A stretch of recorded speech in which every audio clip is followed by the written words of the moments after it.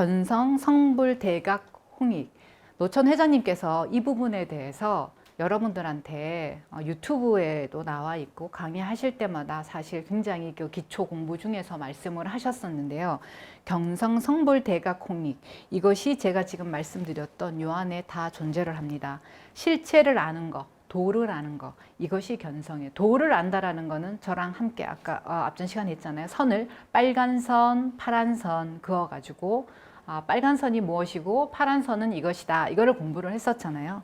자, 견성, 우리가 아는 것, 이것이 견성입니다. 성불은 실상을 아는 겁니다. 실상이라는 거는 원래 존재하는데 저 나무와 그 다음 이 나라고 하는 것, 이 안에 들어있는 업이라는 게 소멸되었을 때 이것의 실체를 아는 것, 여러분들의 실체를 아는 것, 여러분들의 이 몸의 이름 말고 여러분들의 원래 실체를 아는 것, 이것을 성불이라 하면 되겠습니다. 그래서 흔히 우리 불교에서는 부처다 이렇게 얘기를 하잖아요. 그것이 성불입니다. 부처, 성불하십시오 이렇게 말하잖아요. 불교에서 그것이 부처를 말하고, 실용을 아는 것이 우리가 도를 보는 것, 실용을 아는 것, 이것이 대각입니다. 눈을 뜨고도 제가 말씀드렸잖아요. 이 보드마카나 이 벽이나 이것을 우리가 뚫고 들어갈 수 있다고 제가 그때 말씀을 드리면서 이 보드마카의 어떤 역할, 이런 것들 우리가 아는 것들을 실용이라고 본다면, 이거를 쓰는 것, 보드마카를 여기서 써내고 물이 흘러가는 것, 여러분들이 홍익을 행하는 것, 이미 이것을 완벽하게 다 갖추어서 그냥 하루하루를 이 몸을, 생명이 내가 지금 물질 세상에 존재하기 때문에 이 생명의 존재함은 뭐예요? 이미 우리가 앞전 시간에 공부했던 걸 그대로 담았잖아요. 다 업을 빼고 여러분들이 부처가 되었고 하늘의 그 기운을 그대로 담고 있는데 요 안에만 있는 게 아니잖아요. 천지만물만상의 존재를 하지만 나의 신이라고 하는, 여러분들 굳이 살아있는 이 생명, 서양에서 말하는 철학자들과 동양의 철학자들 있잖아요. 이 선생님, 이황 선생님, 정약용 선생님 계시잖아요. 데카르트, 칸트, 많은 서양과 동서양의 철학자들이 말을 했던 것처럼 우리 또한 이 정신을, 만상에 가득 차 있는 이 신이라는 이 정신이 눈을 떠서 보고 귀로 듣고 이 커뮤니케이션 할 수 있는 이 기구를 통해서 생명이 여기에 거하고 있으니까 하루하루를 살아가는데, 여러분들 제가 매일 물었잖아요. 여러분 깨달으셨습니까? 하니까 네, 깨달았습니다.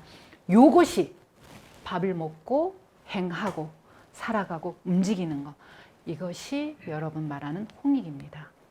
홍익의 단계에 들어가게 되면은 상생만이 있습니다. 이거는 상생을 하려고 상생을 하는 게 아니에요. 여러분들이 배고픈 사람한테 빵을 주는 거 있잖아요. 빵을 주는, 언어적인 게 틀린 거예요. 사실은. 그렇지만 우리는 이것이 여기에 쓰는 약속된 언어예요. 빵을 준다 그러잖아요.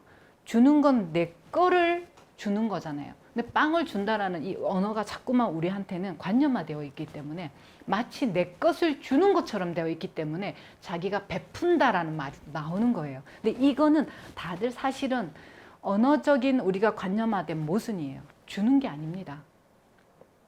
당연히 물이 흘러가잖아요.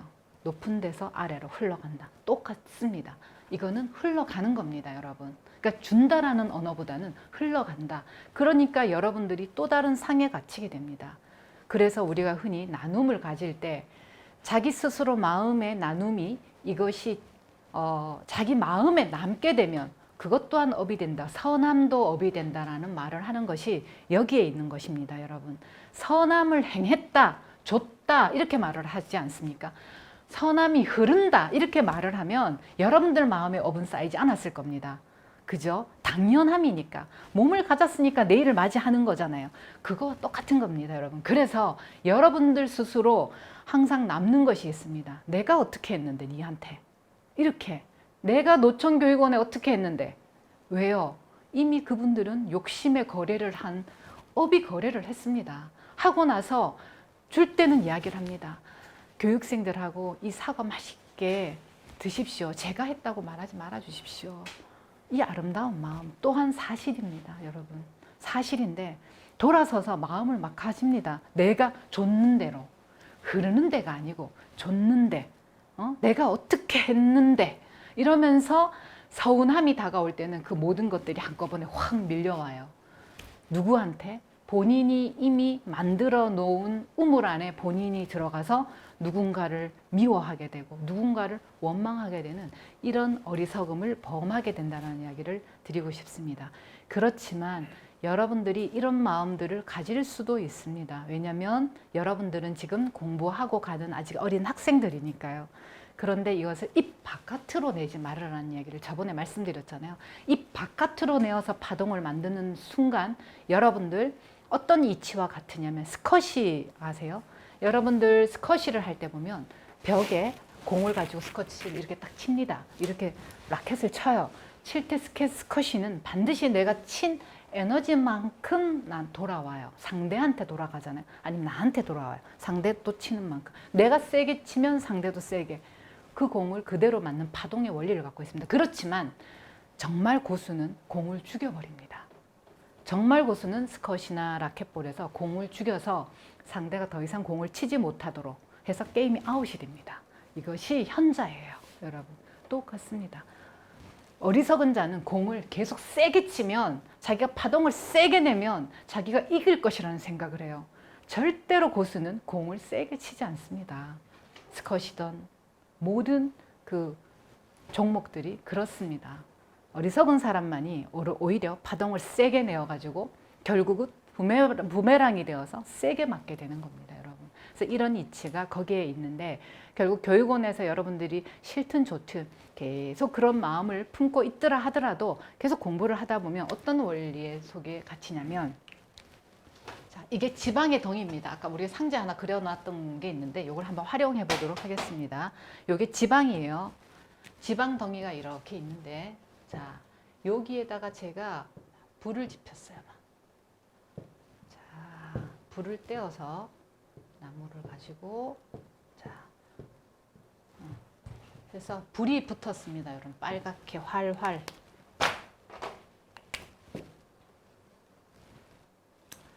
업이라는 이 굳어져 있는 거는 이 굳어 있는 건 업이잖아요. 집 자기 집을 만들었잖아요. 집, 아상, 업 딱딱하게 굳어서 어디에도 들어가지 못해요. 네모는 오로지 네모 속에 못 들어가고 동그라미는 오로지 동그라미 속에 밖에는 못 들어가요. 그래서 우리가 윤회를 얘기할 때 어때요? 동그라미는 반드시 동그라미를 만나고 왜냐하면 똑같으니까 들어가니까 그 그릇 안에 네모는 네모 속에 쏙 들어가니까 네모를 만나요. 그죠? 삼각형은 삼각형이 쏙 들어가니까 삼각형을 만나요. 그래서 업의 순환의 원리는 망고의 순리가 그러하기 때문에 거기 들어갑니다. 자, 그러면 네모난 업을 우리가 불을 지펴요. 불을 지피면 이게 흐물흐물해져요. 처음에 흐물흐물 젤리가 돼요. 왜냐하면 이 불이라는 거는 여러분 노천교육원에서 우리가 지금 공부를 하고 있는 방법들입니다. 방법. 노천교육원에 공부를 하는 수많은 방법들, 이런 도구들, 이런 것이 부직갱이가 되고 불씨가 됩니다, 여러분.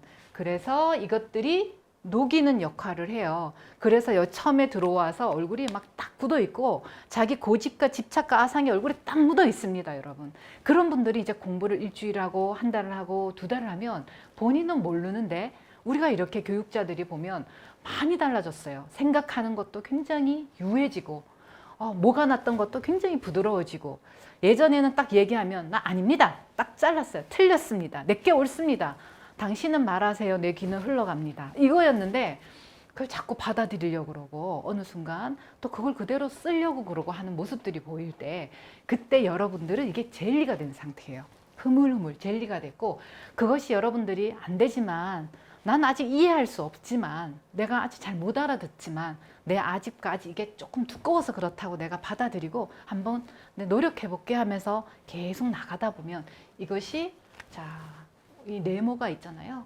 그다음에 동그란 요 그릇에 아니면 세모난 그릇에 부어도 이게 약간 담기는 거예요. 젤리가 되어서 이렇게 꾹꾹꾹꾹 누르니까 요런 동그란 거에도 들어가고 자, 여기 세모에도 들어가요. 그러다가 이제 공부를 더 하고 더 해지면 이게 말랑말랑해졌던 게, 그러니까 이게 이해가 되기 시작하는 거예요. 여기 들어가는 것도 되고 이렇게 돼요. 근데 이게 더 이제 공부를 하니까 완전 물처럼 됐네요. 어디에 가든 그 모양을 갖춥니다. 그건 파동이 없다는 이야기예요, 여러분. 어디 가든 그 모양에 맞춰서 들어가는 거. 파동이 없으니까 상대의 파동만 남아 있는 거예요. 그래서 상대의 마음을 아는 거. 이것이 타심통입니다. 여러분, 여러분한테 타심통 얘기하면 뭐라고 말하냐면 내 마음 읽어보세요 이렇게 말을 해요.